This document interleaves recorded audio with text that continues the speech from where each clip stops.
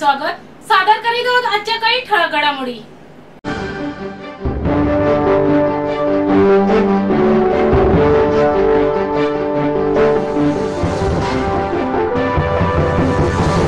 कोकण पदवीधर मतदारसंघात भाजपासह महायुतीचे उमेदवार ॲडव्होकेट निरंजन डावखरे यांनी हॅन्डट्रिकसह दणदणीत विजय मिळवून काँग्रेसचे उमेदवार रमेश कीर यांचा पराभव केल्यानंतर ठाण्यात जल्लोष करण्यात आला।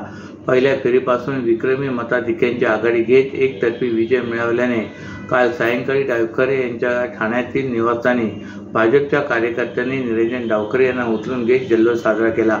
या प्रसंगी आमदार संजय केळकर, माजी नगरसेवक सुनील जोशी, मृणाल पेंडसे, परिवहन सदस्य विकास पाटील आदी अनेक पदाधिकारी व कार्यकर्ते उपस्थित होते। कोकण पदवीधर मतदारसंघात 26 जून रोजी झालेल्या निवडणुकीत 64.24% म्हणजे 1,43,297 जणांनी मतदान केले होते। या निवडणुकीत 13 उमेदवार असले तरी मुख्य लढत भाजपाचे विद्यमान आमदार निरंजन डावखरे व काँग्रेसचे उमेदवार रमेश कीर यांच्यातच होती। आमदार डावखरे यांना भाजपाबरोबरच महायुतीतील शिवसेना, राष्ट्रवादी काँग्रेस, शिवसेना, मनसे, भारतीय रिपब्लिकन पक्ष, आठवले गट यांच्यासह महायुतीतील घटक पक्षाने पाठिंबा दिला होता। मनसेचे अभिजित पानसे यांनी उमेदवारी मागे घेऊन डावखरेंना पाठिंबा दिला होता। त्यानुसार काल झालेल्या मतमोजणीत डावखरे यांनी सहजपणे विजय मिळवला। या निवडणुकीत 51% मतांचा कोटा विजयासाठी आवश्यक होता। त्यानुसार सुरू झालेल्या मतमोजणीच्या पहिल्या फेरीपासूनच डावखरे यांनी विक्रमांची मतांची आघाडी घेतल्याने विजय पक्का झाला होता। याबाबतची वार्ता सायंकाळी ठाण्यात कळताच भाजपच्या कार्यकर्त्यांनी डावखरे यांना उचलून घेत जल्लोष साजरा केला। यावेळी कार्यकर्त्यांनी विजयाच्या घोषणा दिल्या। ठाणे शहरातील जुन्या चाळी आणि झोपडपट्टीत राहणाऱ्या सर्वसामान्य जनतेला दिल्ली सरकारच्या प्रमाणे 300 युनिटपर्यंत मोफत वीज द्यावी या मागणीसाठी उद्धव सेनेच्या वतीने आज वागळे इस्टेट येथील महावितरणच्या कार्यालयावर आंदोलन केले। ठाणे जिल्हा प्रमुख केदार दिघे यांच्या नेतृत्वाखाली आंदोलन करून महाराष्ट्र विद्युत मंडळाचे अधीक्षक अभियंता युवराज मेश्राम यांना याबाबत निवेदन देण्यात आले। सध्याच्या परिस्थितीत वीज दरवाढीमुळे नागरिकांवर आर्थिक ताण येत आहे। जुन्या चाळी आणि झोपडपट्टीत राहणाऱ्या नागरिकांची आर्थिक परिस्थिती बेताची असते। अशा परिस्थितीत वीज दरवाढ जास्त असल्यामुळे आर्थिक भार वाढला असल्याचे या निवेदनात म्हटले आहे। वीज दरवाढ जास्त असल्याने लोकांच्या जीवनशैलीवर विपरीत परिणाम होत आहे। वीज हा एक मूलभूत गरज असून त्याची किंमत वाजवी आणि सर्वसामान्यांच्या आवाक्यात असावी।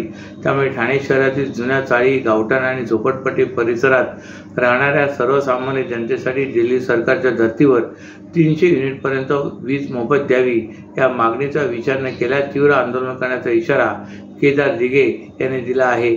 या प्रसंगी उपजिल्हा प्रमुख संजय गाडीगावकर, जिल्हा संघटित समिता मोहिते, जिल्हा संघटिका आकांक्षा राणे, शहर प्रमुख प्रदीप शिंदे यांच्यासह सर्व विभाग प्रमुख, उपविभाग प्रमुख, शाखा प्रमुख, महिला आघाडी तसेच समस्त शिवसैनिक उपस्थित होते। वीज दरवाढीमुळे नागरिकांमध्ये तीव्र असंतोष आहे।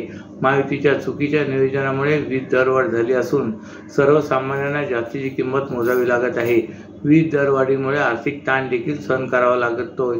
त्यामुळे ठाणे शहर परिसरातील जुन्या चाळी आणि झोपडपट्टीतील नागरिकांसाठी 300 युनिटपर्यंत वीज मोफत देण्याची मागणी असल्याचे दिघे यांनी सांगितले।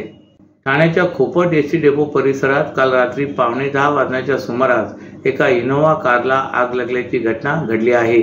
या आगीमध्ये सदर इनोव्हा कार जळून खाक झाली आहे।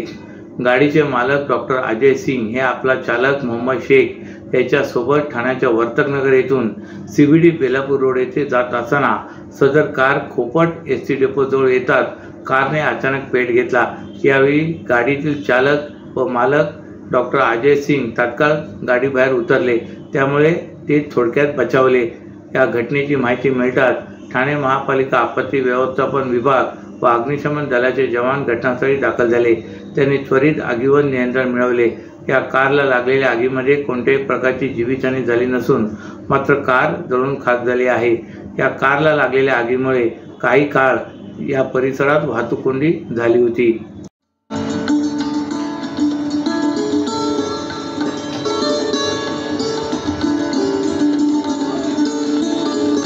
सर्व नागरिकांना आवाहन करण्यात येत आहे की सध्या डासांमार्फत पसरणाऱ्या डेंग्यू या आजाराचा प्रसार रोखण्यासाठी प्रत्येकाने पुढील प्रमाणे कार्यवाही करावी। डेंग्यू आजार एडिस इजिप्ती हा डास चावल्याने होतो. या डासांची पैदास साचलेल्या किंवा साचवलेल्या स्वच्छ पाण्यामध्ये होते. 8 दिवसांपेक्षा जास्त दिवस पाणी उघडे व साचून राहिल्यास त्यात डास अंडी घालतात. अंड्यांच्या अळ्या तयार होऊन पुढे डास तयार होतात.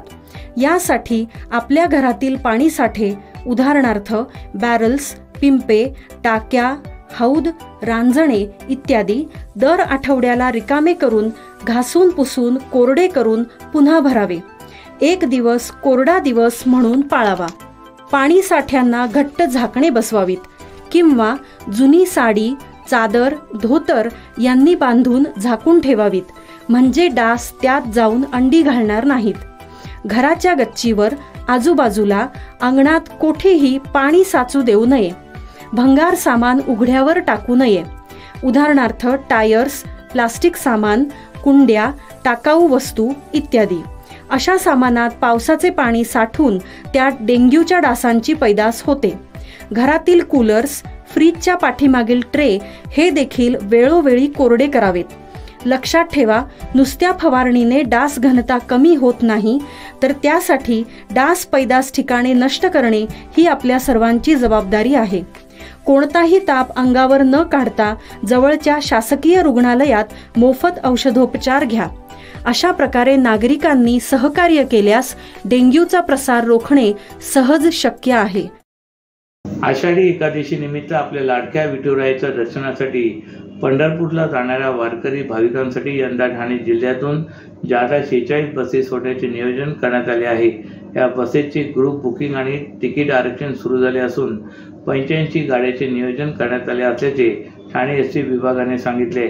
यंदा आषाढी एकादशी 17 जुलै रोजी असून यासाठी 13 जुलै ते 22 जुलै या कालावधीत पंढरपूरकरिता जादा बसेस सोडण्यात येणार आहेत. तर 13 जुलैपासून ठाणे बसस्थानक, भिवंडी, कल्याण, विठ्ठलवाडी, डोंबिवली, वाडा, शहापूर, मुरबाड, बोरिवली, नॅन्सी कॉलनी सोडण्यात येणार असून 17 जुलै ते 22 जुलैपासून चंद्रभागा बसस्थानक, पंढरपूर येथून परतीची प्रवास वाहतूक केली जाणार आहे. 1 महिना अगोदर संगणकीय आणि ग्रुप पद्धतीने आरक्षण करण्याची व्यवस्था प्रत्येक बस स्थानकावरून केली जाणार असल्याचे सांगितले.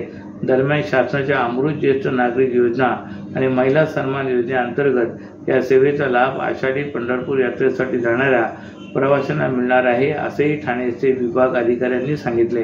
ठाणे जिल्ह्यातील भिवंडी तालुक्यातील सुपेगाव ग्रामपंचायत हद्दीतील कोयना पुनर्वसन करंजवडे या गावाला अद्याप महसूल दर्जा नाही. त्यामुळे गावाला पुरेशा शासकीय योजनांचा लाभ मिळत नाही.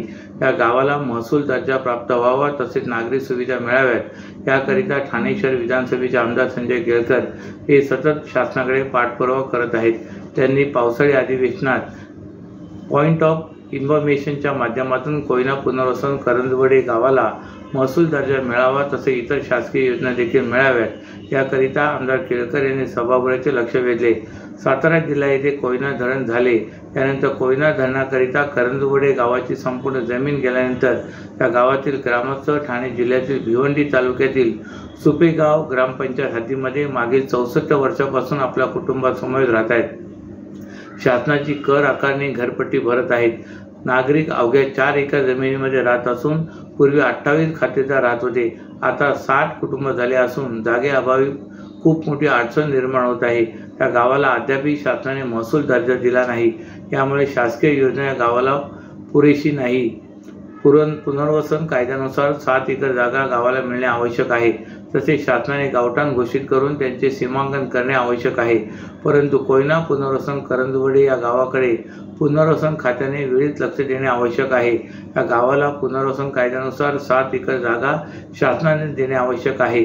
तसेच गावाला महसूल दर्जा मिळावा तसे इतर शासकीय सुविधा मिळाव्यात याकरिता आमदार संजय केळकर हे सतत शासनाकडे पाठपुरावा करत आहेत. पावसाळी अधिवेशनमध्ये पॉइंट ऑफ इन्फॉर्मेशनच्या माध्यमातून केळकर यांनी कोयना पुनर्वसन करंजवडे गावाला महसूल दर्जा मिळावा तसे इतर शासकीय योजनांचा लाभ मिळावा याकरिता अधिवेशनाचे लक्ष वेधले.